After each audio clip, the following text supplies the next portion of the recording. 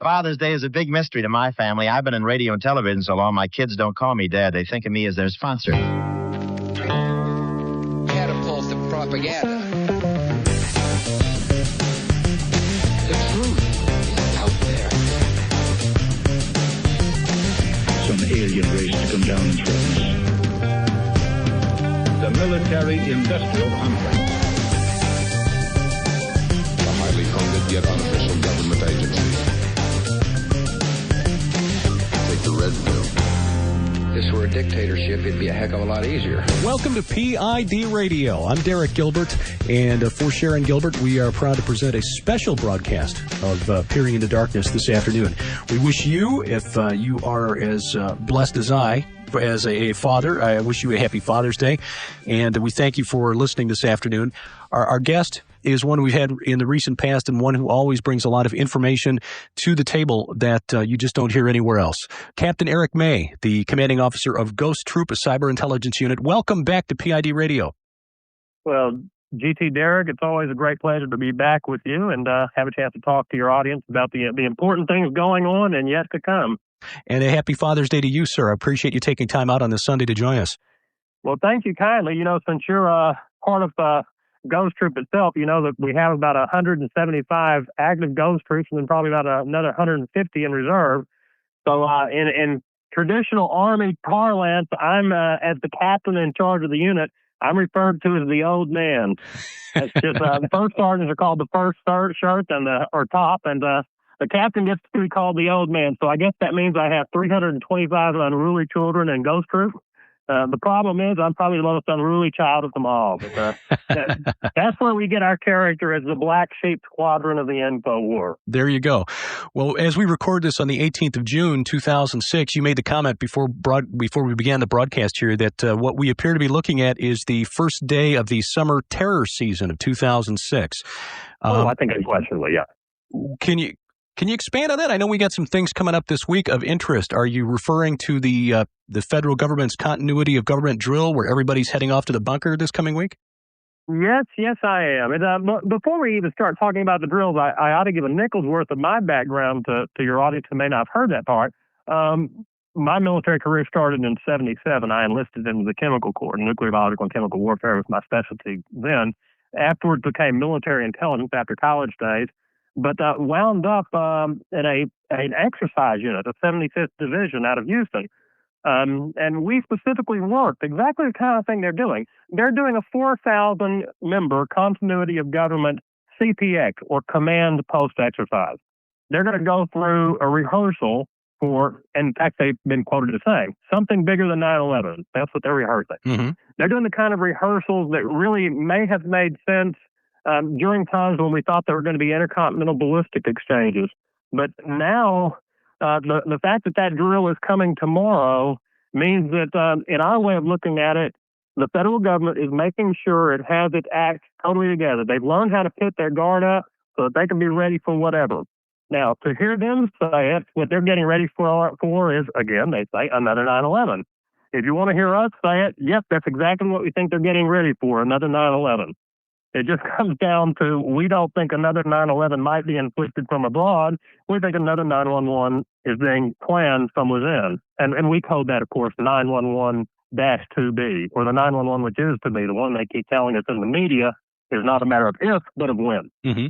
So summer terror season begins after they've had their final rehearsal, and their final rehearsal is tomorrow, 6/19. Incidentally, we have to remember that this exercise, this kind of bunker drill, where everybody's sequestered away and unreachable, is exactly the kind of thing they were doing under the exercise title Vigilant Guardian on September 11th, 2001.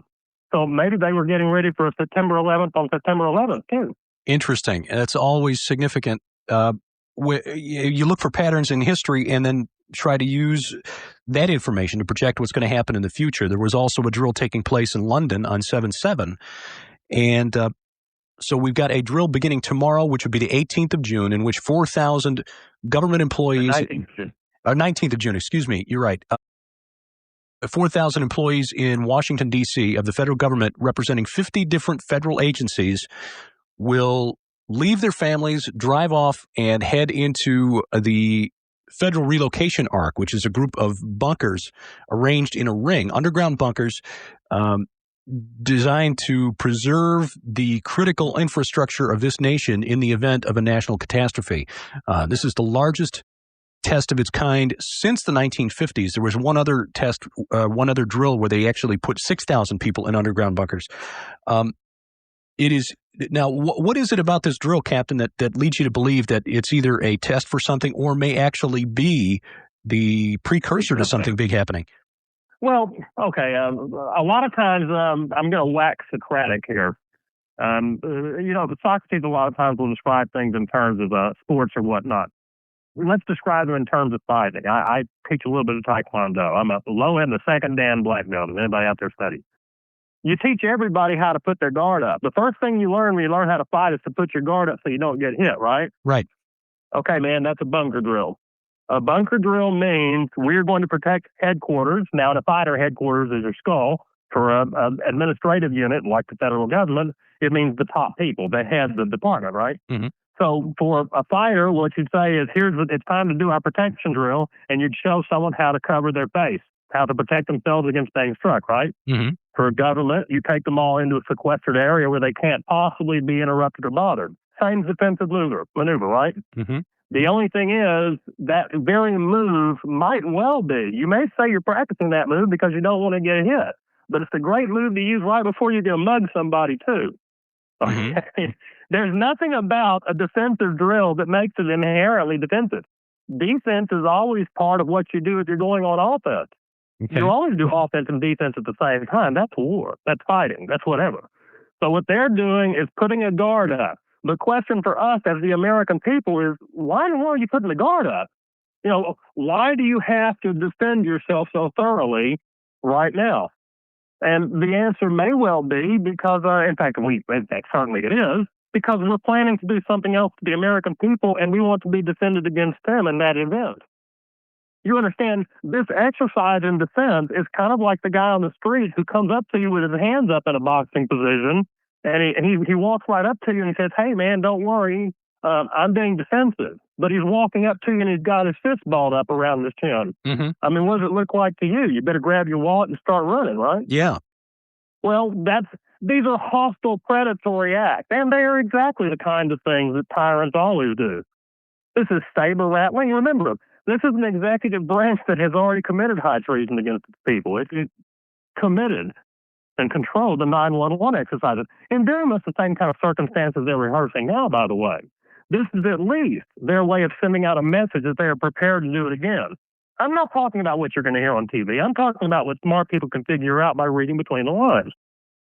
And it is certainly an opportunity to do just another thing like 911 again. After all, as I said, this is exactly what they were doing on 911.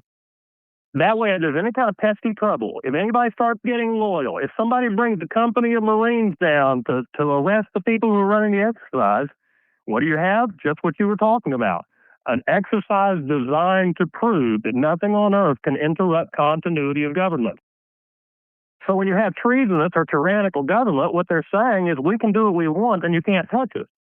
Now, whether that means tomorrow or whether or not that means next week or whether or not that means a month from now or whether or not that means a week or a month before the elections, I can't say. But we have to take this whole period. This comes back to the point of why it's summer terror season. Really, Bush has a window starting tomorrow when he rehearses his mugging, right? He's going to rehearse his mugging drill. Mm-hmm. Cover yourself up so you can hurt people and not get punished for it. And in fall, there's going to be an election in the first week of November. Mm-hmm. So between June 19th, 619, and then, the first week of November, Bush really needs something. Desperately, by the way. This Republican right, and I call it that, being a former republic. Look, I was a great Republican until it became a monarchy with Bush going to Bush as president to president. Mm-hmm. But this Republican Reich now is very much in the same kind of position the German Reich was in around 44. They need a wonder weapon. They need a miracle event. The only person who can save Bush right now is bin Laden. So you look for something to happen, if not this week, then sometime in the near future, with this being a drill for the government how to respond in order to protect key personnel. Right. It's we're going to do what we want. You can't hurt us drill. They're trying to make sure they have all of their preparations. And I expect sometime in the summer, and I expect sooner than later. I think right now, we have to understand that the whole Al-Qaeda thing, I suspect I'm talking to a sympathetic audience, but for those who may be hearing us or me at least for the first time, man, Al-Qaeda is a soap opera. The whole global war on terror is a soap opera. This is a script being written by people who have backgrounds kind of like mine, intelligence, upper-level command groups. They're doing an exercise. This is nothing but an exercise that's being run, where Al-Qaeda is what we used to call in exercise terms the Op-4, or the opposing forces. Now, look, I used to play Op-4. There were times when I was going in with, I think I went in one time with Russian airborne captain ranked on, Я хотел говорить по-русски. I was going in talking Russian and everything else. I was not Russian. I had not become a traitor. I had not betrayed my country. That was simply the exercise scenario, and I was the Op-4. Mm-hmm. All I'm stating is that everything that's done with Al-Qaeda is done with Al-Qaeda the same way it was done with the Op-4 group when I ran exercises for 5 years of my career. So what we're saying is a rewriting of the exercise scenario, and the exercise scenario has been rewritten quite specifically in the last 2-3 weeks.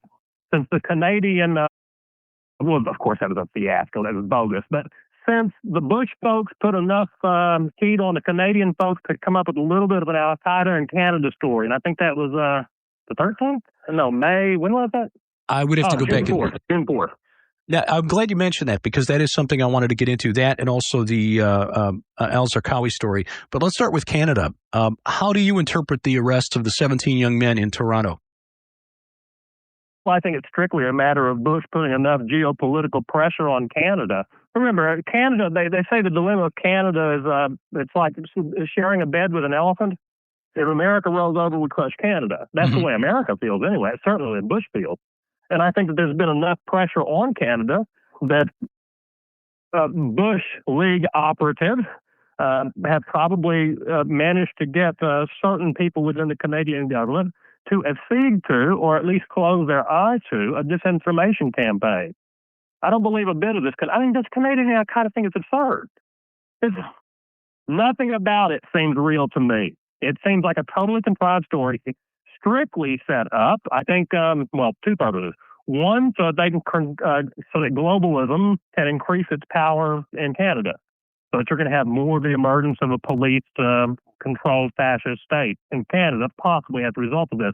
I've already received some indicators from some of our ghost troops that there have been some legal and administrative changes tightening things up, as they would say it, imposing an Orwellian society, as we would say it. But the bigger purpose, I don't think, isn't to control Canada. The bigger purpose is to rewrite the whole nature of Al-Qaeda so that it can be reintroduced into America for the follow-up attack, what we call the 9/11 2B attack. In other words, Canada was only brought in to set up America. In other words, to sell Americans on the idea that we've got these homegrown Al-Qaeda cells right here in North America and right possibly down the street from you, Mr. and Mrs. Middle America. Oh, of course. And by the way, before we go any further, apologies to Canadians for talking about how the Canadians are just there to set up a scenario for the Americans. Of course, they're Americans too. They're North Americans too. But the scenario up there is being used to sell the U.S., which is why it's inevitable that we should go immediately from Canada to Zarqawi. But there's a stop-off. The day after Canada happened, that was 6/4. The 4th of June. That was 2 weeks ago, as a matter of fact. The day after that happened, on 6/5, the FBI, no, it's 6/6. In fact, it was 6/6/6, June 6th. FBI and CBS, hard to get the difference between CBS and CIA sometimes. FBI and CBS issued a joint story on the 6th of June saying that top officials in the U.S. intelligence and terror apparatus thought it was inevitable that there would be an attack by the end of the year, that it would be small, homegrown terrorists. Mm-hmm. So now we have that word coming up 2 days in a row, right? Homegrown. Right.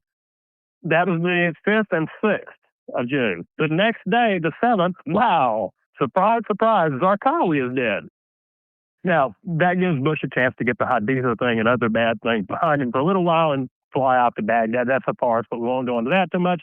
The deal was that it also gave Bush the chance to focus on Zarqawi as the mastermind of a new version of Al Qaeda. In fact, Wolf Blitzer, who's very much in the thick of all this, a CNN anchor, said that this is Al Qaeda 2.0, new version of Al Qaeda. Zarqawi was the head of this 2.0, and 2.0 Al Qaeda was going to specialize in, guess what buzzword, what kind of terrorism? Homegrown terrorism. Roger. So now what we have, we call this in Ghost Troop. Every time you get something that's a coincidence, such as homegrown terror coming up the 4th of June in Canada, and then homegrown terror being promised as the future mechanism of an attack within the next year by the CBS and the FBI 2 days later, and then homegrown terror being talked about by ultra-Zionist Wolf Blitzer a day later on CNN. These are called cascading indicators, folks. When you get one person after another suddenly introducing this phrase, you've got to realize that this phrase didn't suddenly slip out of somebody's mouth at a cocktail party and just get picked up. It's not even that clever a phrase.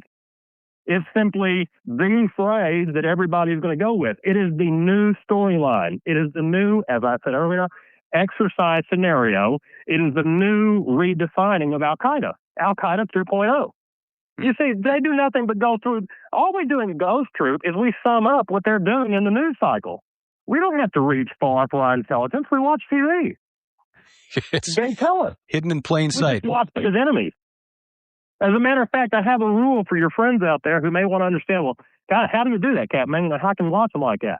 First off, one of my editors at the Wall Street Journal, I used to write essays, cultural essays for the Wall Street Journal back when I was ghostwriting.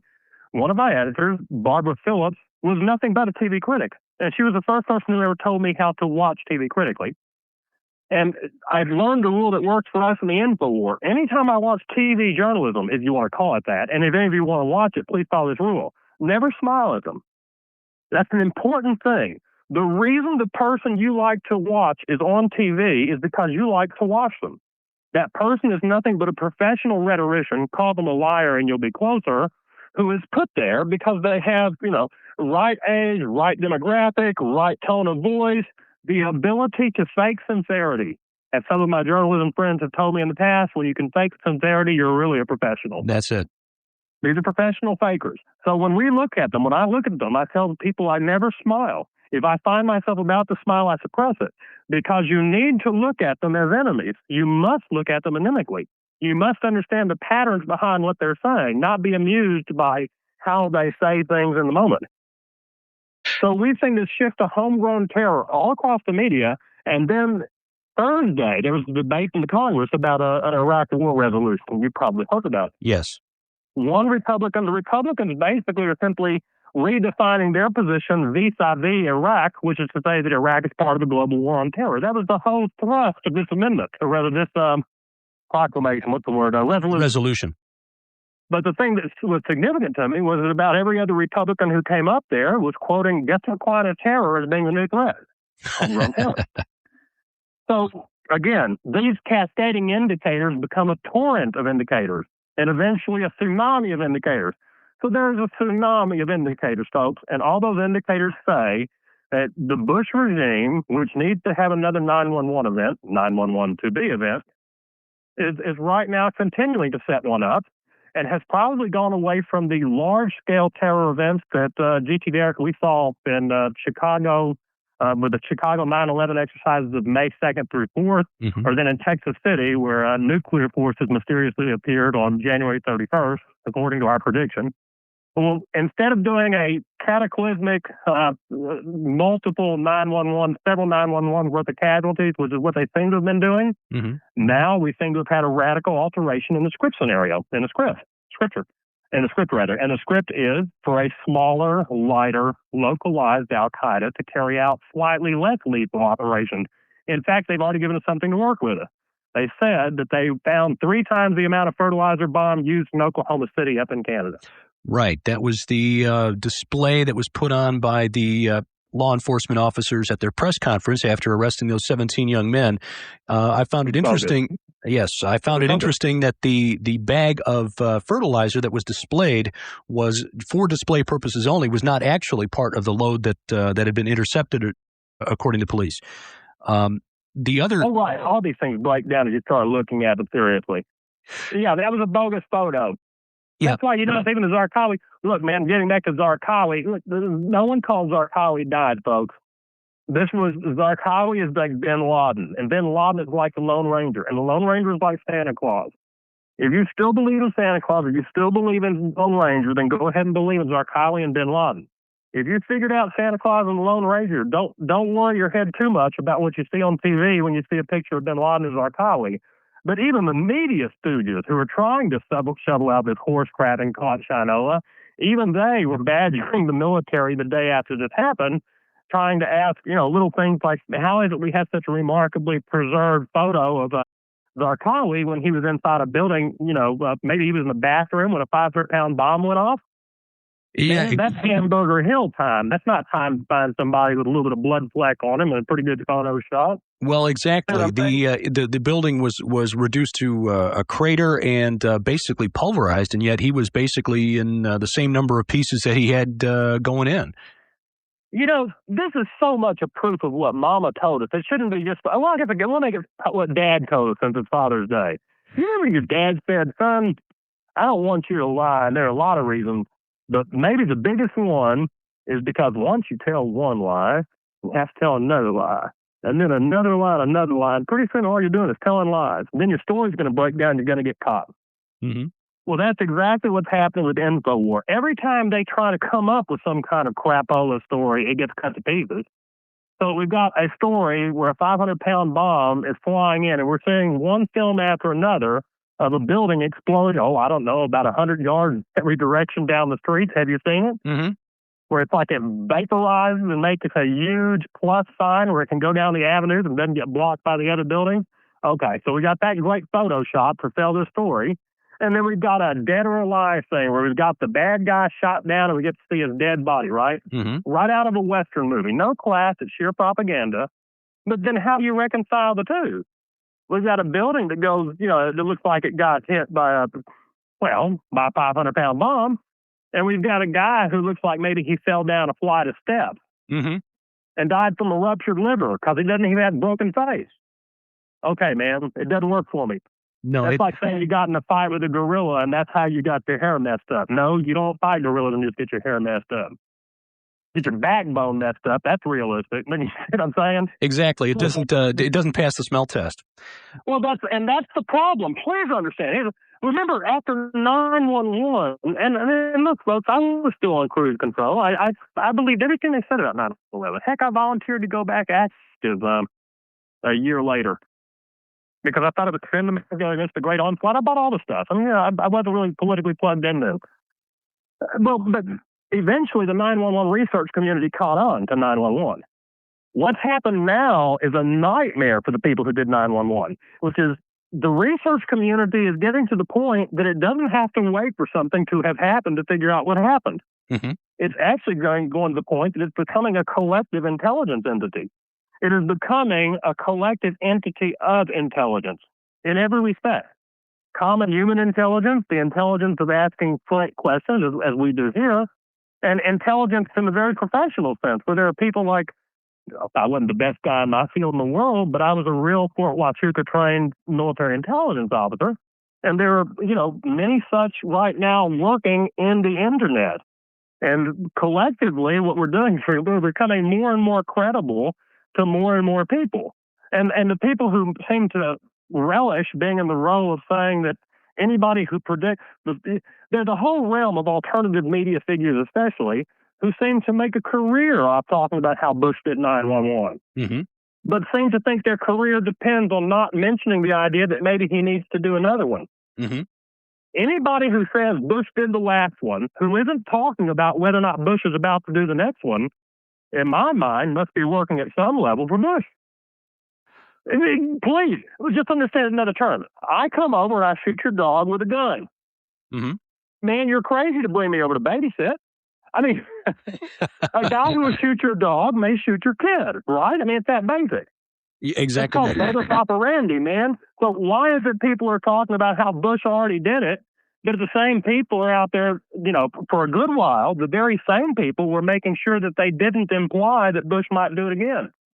Now I think the only credible position has become, yes, Bush both did it and must do it again. Our guest is Captain Eric May. I'm sorry, Captain, didn't mean to jump in there. Just wanted to remind folks that Captain Eric May and the commanding officer of Ghost Troop is Cyberintelligence Unit. And as we look forward, are there certain key dates? I wanted to touch on this as far as moving forward with the information that's been collected now to this point. Are there key dates that you're looking forward? I mean, does the summer solstice have any special significance, do you think? Or are there other dates as we look further ahead that you consider more significant? Well, when we're going to talk about dates, there are two ways to cue off of them. First, we have to take political and military political reality as we understand it, and then we have to take numerics. Let's go ahead and do the easy part first. If we have 6/19, we're having a bunker drill. Right. That's an obvious date just because of its military significance for a sneak attack by the government on the people. They prepared themselves for any eventuality, including a people trying to stop itself from being attacked. So there's an obvious date. There are other dates that we are very concerned about. Two of them I can mention right offhand. The first one is July 1st. July 1st concerns us because it is the day that the next shuttle launch is going to be on. That I think will be the Discovery again. Last year, many of your listeners will have heard that there was great talk last summer, not about homegrown downsized terror, but about how Al-Qaeda was going to blow up a port city with a nuke. Do you remember that story all last summer? Yes. Well, that turned into the Texas City mission, what we called Mission 911-2B. It was the first of the 911-2B sequence. And we predicted on July 1st last year that there would be an attempt on July 27th to blow up Texas City. Or we actually said Houston Port Petro facility, which was 25 miles away from Texas City. Texas City is a small petroleum town. Houston's a big petroleum town. We predicted that on July 1st. By July 7th, the London attacks had happened. Mm-hmm. By July 8th, FBI Houston was in touch with me trying to shut me down from doing any more analysis. By July 11th, I had myself baptized under emergency provision because I thought I was going to get killed for what I was going to do next, which was to lead Ghost Troop in Mission 911-2B starting July 20th. When we started Mission 911-2B, July 20th, having predicted for, at that point, 3 weeks that 727 was a magic date, we didn't know that on 726 was the Discovery launch, the Space Shuttle Discovery. Okay. What we discovered in the mission sequence 911-2B with the prediction date July 27th was that the shuttle launch allowed them to pull media to the Houston metro area, along with government agencies of all sorts, along with agents and military people of all descriptions. Now, it allowed them to put down exceptional information controls, protocols. It allowed them to basically take over this region because of the national security ramifications of the space shuttle launch, right? Okay. Well, that was the perfect setup. On the 26th, they sent up the space shuttle. The 27th, we thought they were going to hit Houston. We were utterly wrong. It was the next day. We were off 24 hours. Instead, they hit Texas City. So we were off 24 hours and 24 miles on a national prediction that we had made 1 month in advance of the date. And they did. They blew up British Petroleum, Texas City. No casualties. But that night, and it's a historic interview. I did it with Cloak and Dagger out of Canada. They set off a HAARP weapon over the Gulf of Mexico, south of Texas City, apparently. But the enemy out of it was that the last serious attempt to set up, the serious attempt of July 28, 2005, in which the British Petroleum facility of Texas City was targeted, and in which a freak, probably HAARP weapon, was set off over the skies south of Texas City, viewable for 100 miles in every direction around. All of that was keyed into the space shuttle launch, because the space shuttle launch gave them the opportunity to move assets forward to Houston to control the attack. What was the purpose? What was the purpose of the HAARP weapon, and how did that manifest itself? Okay, well, boy, I'll tell you what. I'll talk about it, but I'm almost going to have to say you ought to make sure you put that link on so anybody who hears this can get hold of it. I will put that in the show notes. Yeah. Yeah, if you would just put that link down there, because it's kind of like our version of the Hindenburg crash, folks. If the closest Ghost Troop came to out-and-out combat, G.T. Derrick has heard it. We were, during this exercise of July 27th, 28th, 2005, we had Ghost Troops on the East Coast, including the Charleston area where, they do a lot of their training for simulated nuke stuff. Mm-hmm. We had ghost troops engaged in confrontations with the Secret Service, with the FBI, with various police agencies. But at the same time, we had police agencies, military people, media people working with us. We became a one-unit civil war, so to speak, where everybody who was working for the big bucks to supposedly enforce the federal government, basically the executive branch, everybody was trying to shut us up so we couldn't get in the way of what was coming down. And everybody who knew what we were doing, who wasn't under the thumb of the executive branch, was either trying to help us or wish us well. What actually went down on the 28th was at about 6 p.m., maybe 5 p.m., the British Petroleum refinery went up. Mm-hmm. Now, since we'd been expecting a refinery attack somewhere in the Houston metro area, when that happened, we immediately went on radio with Cloak Dagger and we started doing an interview. We knew that since they had blown the factory early, our suspicion was that that was an abort code. In other words, instead of having the major explosions they had planned originally in this exercise that was going to go live, what they did is they went with some small act of sabotage. That way the exercise continued through. You know, they played the exercise out. So we were on the phone doing this. It was about 6 p.m. About 3 hours later, this being 9 p.m., and this is significant, the sun had gone down, and I hear that that's relevant. 3 hours later, all the people in Texas City had been told to shelter in place, that there was a gas leak, which turned out not to be the case. And they were all told to go into their houses, kind of like a big old duck and tuck drill for your readers or listeners who are old enough to remember the old nuclear drill. Mm-hmm. So they're all in their houses trying not to breathe in bad air, right? At that point, an eruption of fire to my south. And I used to be in the chemical corps. I used to teach a nuclear biological and chemical warfare or defense course. So I know what I saw. I know how to describe what I saw. I was 50 miles north of Texas City, and I saw a cloud. It looked for all the world like Vesuvius. It didn't look like a perfect nuke. It looked like an eruption of energy. Mm-hmm. But the eruption of energy was so large that from my distance of 50 miles, 45 miles actually, I saw the eruption of energy, if you want to call it the cloud or the fireball, up at a height of 45 degrees. That means pretend like you're pointing up like, a big house holding, right? Mm-hmm. That's 45 degrees. That happens to be the height at which something is if something is 10 feet away from you and you see it at 45 degrees, that means it's 10 feet tall. It's a little trick of trigonometry that we learned. That means from 45 miles, it was 45 degrees high. That means the cloud top was 45 miles up in the air. The width was twice as wide as that. So these are principles for any of you professional military. These are called the premises of the NBC, or Nuclear, Biological, and Chemical Warfare 1 report. This is an NBC 1 report I did live on air describing a 45, 50-mile high cloud about 100 miles wide. What we suspect at this point is that the people of Texas City were going to be, probably the whole thing was set up for the people of Texas City to be set up with an explosion.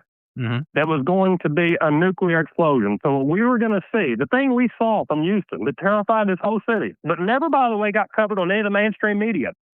Understand, my criminal intelligence division friends at the Houston Police Department, Sergeant John Karsher foremost, and I were speaking about this as something that looked like a simulated nuke. In other words, the top people in charge of protecting this city were talking about a simulated nuke. But no media within 100 miles of here touched the story. What we think was going to happen was that they were going to top Texas City with a 10-kiloton bomb. Mm-hmm. That means about a half a Hiroshima bomb to folks out there. And that's a relatively small bomb. You certainly wouldn't see it from 50 miles away, and it wouldn't be spectacular. So what we think we saw, in effect, the pyrotechnic accompaniment to a nuclear terror act. We saw something that was, believe me, it would have taken a 100-megaton bomb to have made the explosion we saw. It was a simulation. It was a HAARP energy weapon in the upper atmosphere. And what probably up the goal. What was the date of that again? It was there to make everybody think that was the nuke that hit Texas City. Just like the towers. The towers can't come down the way they did according to any physics book. You couldn't set it up in a physics experiment, but you could set it up as a magic trick. These terror attacks don't work as physics experiments. They work as magic tricks. So the fireball we sell, anybody who understood the principles of nuclear weapons would understand that you can't have a 100-megaton fireball from a 10-kiloton bomb. But how many people really understand the principles of nuclear weapons? Not too many. Well, you've heard the interview, by the way, the tape, and I think, G.C. Derrick, you've actually heard, as I was giving a live broadcast, running down the description of an ongoing terror act aimed at Texas City in the Houston metro area on the Gulf Coast on July 28, 2005. As I'm making this rather urgent, emphatic, and alarmed report, there are helicopters circling my position, man. Now, about what time was this on the 28th of July, 05? About 9 p.m. And the explosions lasted from about 9 to 10. If you want to know how real it was, my wife and I were saying the Lord's Prayer because we were waiting for the blast wave. It's very interesting because while we're talking about this, I'm looking up a log of that a fellow up in Alaska keeps of the use of the HAARP device up there in Alaska, which incidentally just went online at full power here just a few weeks back. And it was, in fact, used on the night of 7/28 of 05. Well, the time there would have probably been about 4 or 5 p.m. He's got it a little later in the evening. His recorder indicated that it was used a little later in the evening at about 11:45 p.m. Pacific time. So I don't know that, but how we need to remember that the HAARP device is not the only device of this type that exists in the world. Well, in the interview that I was doing with Lenny Bloom, you'll actually hear Lenny asking, do you think the shuttle has anything to do with it? Because remember, the shuttle had been up in the air for 2 days at this point. And my answer to Lenny was I didn't know. At the time, if you listen to the recording, and please do, GT Derek, please link that so they can get it. The 911-2B report is critical, folks, because GT Derek, I say GT, that means Ghost Troop, y'all. GT Derek is asking what significant dates are, and that led me to the statement July 1st was significant because it represented the next NASA shuttle launch. Right. So the whole 911-2B mission from July 26th last year when the shuttle launch went up to July 28th, when this event that we're talking about, probably this HAARP attack happened, all of that is surrounding a NASA-centered incident. NASA was the key piece in setting up that false flag terror. And let's not be naive. Everything that works for Bush, look, man, if Bush is a traitor, if Bush is a terrorist, if the reality of this is Bush Laden, not bin Laden, which of course is the reality, if that's the case, how on earth can we think that NASA wouldn't be part of it? Every part of the executive apparatus of state is under orders to answer to the commander. There are a whole echelon of goons and spies. There are principles like OPSEC, top secret. There are 1,000 words and 1,000 people who are scary to keep regular folks from asking questions when they're told to go along with the executive branch. That's how it works. So when we see that NASA is going to do something like say on July 1st, that means Bush told them to do it on July 1st, or someone working for Bush did. There are 2 launches during the summer, and both of them scare me quite badly. The first is July 1st, and the last one is August 28th. August 28th being 8/28. So those are 2 specific NASA windows that they have created for themselves if they want to assemble things in Houston. GT Derek, you know that we've been working here with Ghost Troops for about the last month on different terror threats to oil refineries in the Houston metro or the southeast Texas area. We know that right now there's a terror threat now 3 weeks old against ExxonMobil Beaumont, which we researched, and I think you've done some independent research on that. Correct, yeah. That's a story that had it not been for Ghost Troop and maybe a couple of other researchers looking into, never would have been told to the public. But that story involved exactly what we're hearing about now from the Canadian scenario, a kind of homegrown terror threat against ExxonMobil. 1 week ago, we had a terror threat against British Petroleum Texas City again. Not a word of that in the media. We got that from inside sources. Ghost Troop actually infiltrated British Petroleum. We have people in British Petroleum who are much more worried about what we say than what their bosses say. They know who to listen to get real info, so we got that inside information. On June 1st, there were petroleum problems down in Corpus Christi. For those not familiar with geography, that means the curve in Texas on the Gulf Coast, all the way from the border of Louisiana down through the Houston area into Corpus Christi in the south, is really a whole zone. It's like a zone in which every petrochemical complex seems to be endangered, which, of course, is exactly the scenario we think they're setting up. They're trying to make this a small, localized, homegrown al-Qaeda thing, because that means that instead of Bush having to set up some huge national thing to nuke a U.S. city, he can just turn it over to a regional operation, whichever Bush League region seems to be doing best, he can turn it over to them and make it a more localized affair. Less command and control, less trouble, fewer people to mess it up. They're working on a reduced scale scenario. Our guest is Captain Eric May, the commanding officer of the Cyberintelligence Unit Ghost Troop. And again, we'll note that you should check into the show notes that we will post at pidradio.com after listening to this program, because I will put a link to the interview he's referred to and also to a couple of other articles that will pertain to the topics that we've discussed here. One of the other topics that we've discussed and that you've been passing along information to your Ghost Troop unit pertains to weather wars. And we've just entered hurricane season, of course. We had Tropical Storm Alberto that popped up out of nowhere. Thankfully, didn't cause the damage that it appeared that it might. But one of the big concerns last summer and fall was the destruction that a direct hit on Houston or the other petrochemical areas along the Texas coast might cause, similar to the damage, of course, that was caused further up the coast in Louisiana, Mississippi, and Alabama. Do you think that there might be an incident of that type using some sort of scalar weapon to take out the refining capacity of the United States, which we almost saw last year, sometime in 2006?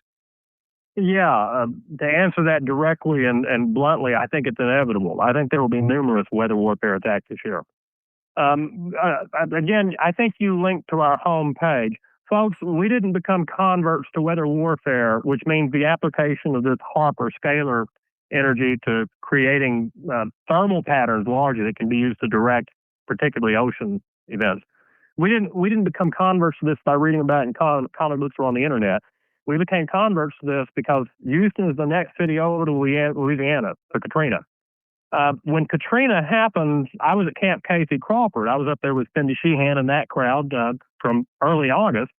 And when we came back, it was so apparent to me and other Ghost Troop officers, many of us from military background, and all the chief officers are, it was so apparent to us that what had happened in New Orleans was a war. That what was going on against New Orleans, everything from the levees blowing, the storm hitting, the inability to get supplies to them, all that, we came to realize so quickly that New Orleans had been set up. The screaming indicator there, by the way, was that the first 3 days, you noticed that basically they blamed it all on the black folks. Mm-hmm. The first 2 or 3 days of New Orleans, the media engaged in the operation of making sure that everybody knew that it was these wild black folks. It was their fault they were dying. That's exactly how it was presented. And then it kind of modified out. We call that Operation Bono, folks, for Battle of New Orleans. And before that began, you could have sat there and talked to me for 5 hours about weather warfare, and I would have fallen asleep. After that happened, you couldn't have talked 5 hours and convinced me it wasn't real. So by the time the next one came, the next one was Rita. Remember, Category 5 storms. Katrina started 100 miles off the coast of Florida, y'all. Now, Florida is where Brother Jeb runs things. And we suspect that's why they generate all this stuff off of Florida. Remember, Florida had the sequence testing in 2004. Let's say you're going to use a super weapon that you just invented, something like the Manhattan Project, right? No one believed there was a nuke before a nuke was used. So let's say you've invented a super weather weapon. The four applications of it in 2004 were the 4 freak hurricanes that hit Florida. Remember, about every 2 weeks, a new Florida hurricane? Mm-hmm. Even the ones in 2004 that were going out in the Atlantic, like Ivan, and turning loop-de-loops and coming back. Right. They were doing things that were impossible. Mm-hmm. Okay, that's somebody testing out a new weapon, y'all. We call those the 4 Florida hurricanes of 2004, 4 in 2004, and believe that was a weather weapon sequence. We believe the real application of it came with the generation of a Category 5 off the coast of Florida, which, by the way, all the meteorological folks were saying was going to hit New Orleans 72 hours or more before it hit New Orleans. Mm-hmm. Amazing how suddenly they gave me the ability to do pinpoint prediction 3, 4, 5 days in advance. Mm-hmm. We figured that was a Category 5 weather weapon, but just to prove it, we ran a test on Rita. All this is at our home site, reference to your notes. We ran Operation Rita, and Rita was the exact same thing. Another Category 5 storm generated right off the coast of Florida. And this time, a week in advance, they were saying it was going to hit, guess where? Houston. I made a statement to Lenny Bloom, running Cloak and Dagger magazine, and that's, that if we got enough attention on this, turn the hurricane. Now, folks, look, you can go look up the interviews through our home site. You can certainly look up our notes. They're really essential. We were able to detect thermal patterns in the water showing that they had heated up the ocean surface up to 10, 15 degrees above seasonal norms. Mm-hmm. That's incredible. That's impossible. These are physical anomalies. These are not anomalies. These are impossibilities. There are meteorological and oceanographical impossibilities going on left and right. And we saw them steering that hurricane dead towards Houston. And then 2 days before it hit Houston, it suddenly veered off and went towards Louisiana. And everybody who was a weatherman was shocked. They weren't shocked because hurricanes don't do that. Hurricanes do that all the time. They were shocked because they weren't doing hurricane prediction. They were reading scripts of what was already written. They all knew in this area. And I'll name people like Frank Billingsley, NBC, Neil Frank, CBS, in local time, Houston. These people knew doggone good and well that Rita was supposed to hit Houston. It was turned off at the last minute. Then there was another Category 5 storm started up, Wilma. Mm-hmm. Wilma, again, less than a month later, Wilma comes up Category 5, and it does things that have never been done before. It sits on top of Cancun for 36 hours? Something like that. 36 hours on top of the Yucatan Peninsula, and it gains strength. These are impossibilities, folks. These are categorical meteorological impossibilities. In addition, there was all of the lightning generated by Katrina and Rita, and lightning is not a characteristic of hurricanes because lightning is generated by the static charge developed by vertical winds like you get inside thunderstorms. Hurricanes are horizontal winds. The in and the out of it was, yes, wonderful. You see, these are more and more indicators. Again, I recommend that everybody go see our Operation Bono, Battle of New Orleans without Katrina, and Operation Rita, those were simply our ongoing ghost troop exchanges and notes from last year. And we think we conclusively cracked the puzzle on this. We couldn't build you the machine that did it, but we can't explain all the physics, but we can explain enough of the physics to make it clear that it's inexplicable by anything except mechanical addition. There's nothing in the natural cycle that created what happened. So the in and the out of by the way, one last thing. You notice that Katrina, the biggest problem Bush had last summer, after the Texas City abort of July 28, 2005, he went up to Crawford for a summer vacation and he was dying there. Cindy Sheehan went there and started laying siege to him. Ghost Troop joined a week later. We were part of what we called the Siege of Crawford, where it was like Bush couldn't come out. King George was holed up, right? The thing that happened that ended Crawford more or less was Katrina. 1 month later, Cindy Sheehan was up in D.C. organizing the biggest anti-war protest in the Western world. Mm-hmm. Guess what happened the same day Cindy Sheehan was protesting with 500,000 people in D.C.? That was Rita. Right. In other words, just to throw a couple more hints in there for the clever, these hurricanes can be turned on signal. So let's bring it out of 2005. 2004 again, 4 Florida hurricanes. That was a test sequence, making sure they got it right. 2005, 3 category hurricanes that defy all the rules of hurricanes. More category 5 hurricanes within 2 months in 2005 than in the previous century. That's all happened together. If you had to make a guess as to where you thought things would hit this year, do you have any indications from what you're seeing in the media as to where they might be looking this year?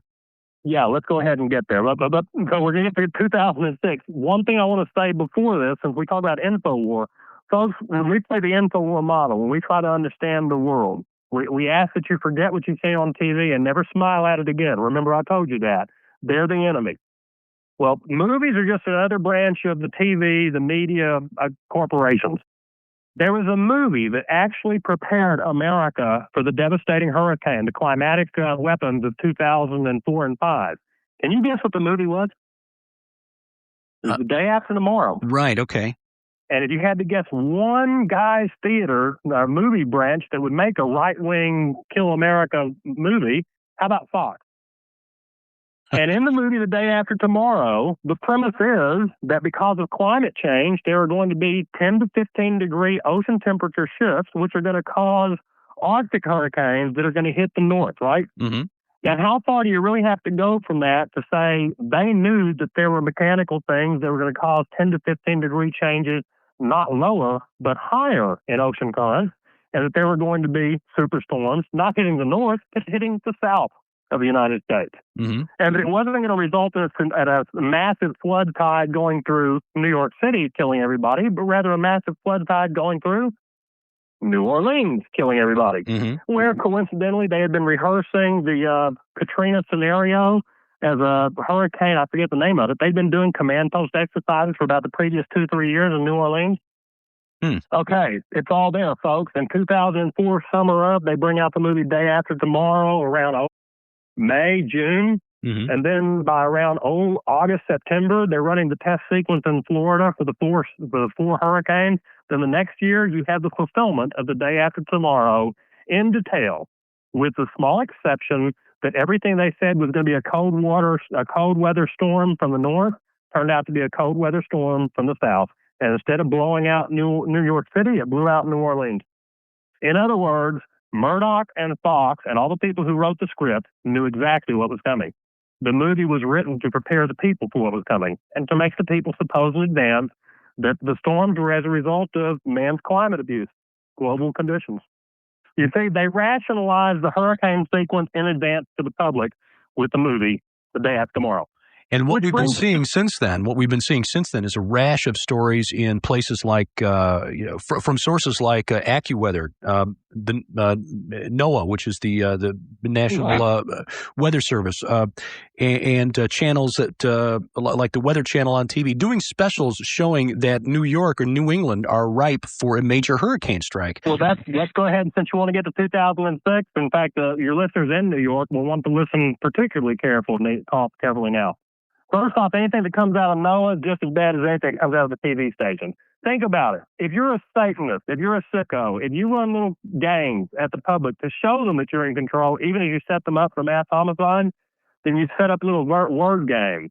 Like, who was it in the Bible who was promised there'd never be another flood? Well, Noah. That's the other research thing you just referred to?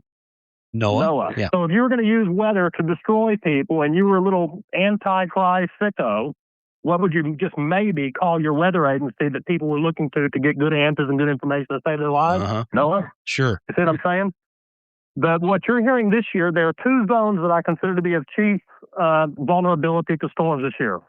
Folks, this has nothing to do with anything you're going to see. I am not a meteorologist, although I used to be in charge of the weather report for my battalion because that's what poor battalion intelligence officers had to do. I am only a meteorologist by necessity and only in a very limited sense. At the moment, what I'm going to give you is not meteorology at all. It's military weaponry. I'm going to talk military science, and I'm going to tell you the two places Bush would like to hit, and let's just see if, coincidentally, we happen to get a superstorm to that. How's that, GT Derrick?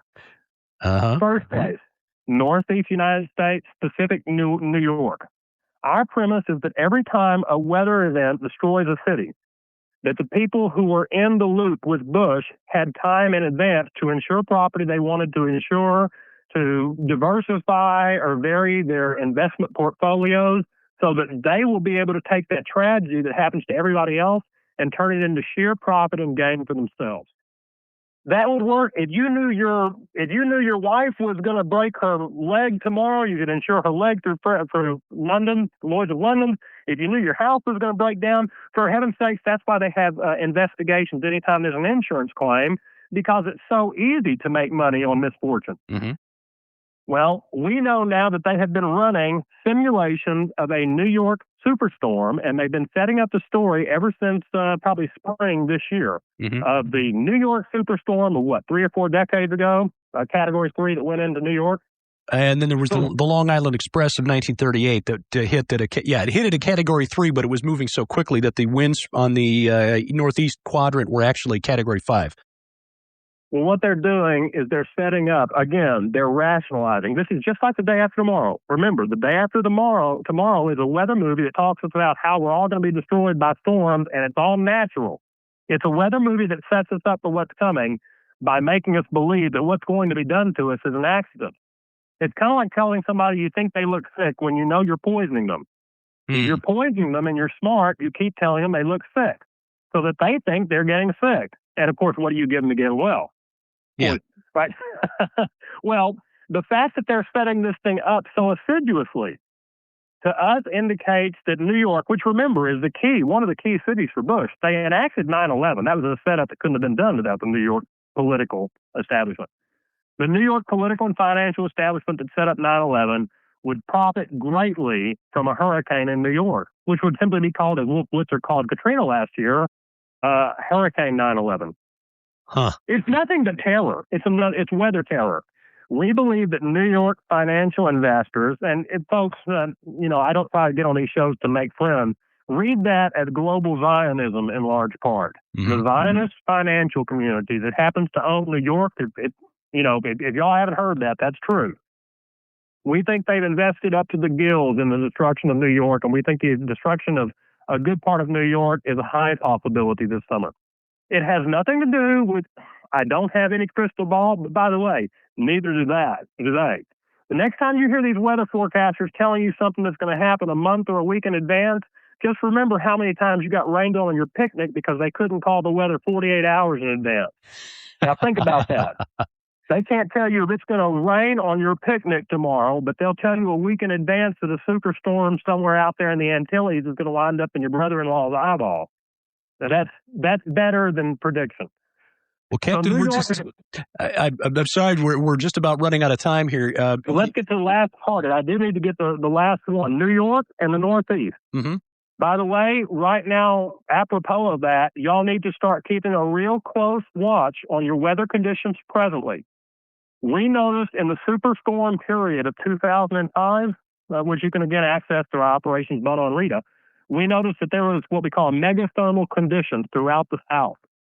This whole last summer, there was an extremely hot period in the South. It came off the water, all the heat they were generating.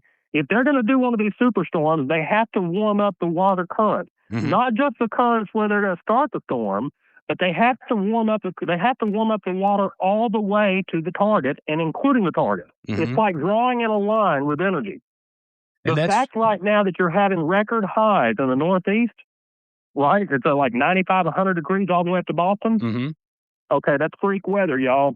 When you start getting freak weather, you better start thinking. And they were reporting in May that water temperatures off the mid-Atlantic coast were running 20 to 30 degrees Fahrenheit above normal, which is very significant. That's impossible, and it can only mean one thing. There's an attack coming. Yeah. Look, I don't want to be the officer who fails to convince you that the Japs are coming to Pearl Harbor, y'all. If I have to be emphatic to get it across, let me tell it to you. They will kill you. You don't have 10, 15-degree ocean variance. And by the way, we saw it all last summer. If you're following that now, GT Gilbert, keep following it, because that's exactly what we saw last summer. Yep. They're creating super thermal energy in the ocean to generate these super storms. And in order to get that storm to go where they want, they have to send it along a course-way made up of megathermal, hyperheated water current, water going all the way up. So right now you have at 95 stuff, what's that? Probably 15, 20 degrees above normal atmospheric conditions for New York, Boston, Philadelphia. Right. That means danger. The one other place that I think I'm under extreme danger is, again, the exact same area in Texas that's under danger from a petrochemical explosion, which is Houston, southeast coast, from the Louisiana border to the Mexican border, from Beaumont in the east, going through Texas City, down to Corpus Christi, and perhaps Brownsville. Remember, Bush doesn't care if he blows up a petrochemical facility like BP, Texas City, British Petroleum, or ExxonMobil, Beaumont. He doesn't care, or he doesn't care if it gets blown up by a so-called terrorist, or if it gets blown over by a so-called hurricane, which is really a weather weapon. He doesn't care, because either way, it means that his best buddies in the oil business get to charge whatever price they want for fuel. And not to mention the military crackdown on the that would certainly follow in order to restore order to the areas that have been devastated. Captain May, we need to close out. We're right up against the clock here for the hour. In a nutshell, again, we're watching the continuity of government exercise in Washington, D.C. this week. We're looking at the dates that you mentioned coming up, 7/1 for the next shuttle launch, 8/28, and, of course, keeping an eye on the sky and on the ocean for possible uses of weather to once again put areas into the same sort of conditions we saw in New Orleans last summer, and we appreciate your insight, and especially coming as it is on today, Father's Day. Captain May of Ghost Troop, thank you once again for being our guest on PID Radio. Well, thanks very much for having me, and this is Ghost Troop Captain May signing out for the Holy Horde from the belly of the beast in Houston, Texas. And thank you for listening today to PID Radio. Do check out the show notes at PIDradio.com. For Sharon Gilbert, I'm Derek Gilbert. Thank you for listening to PID Radio.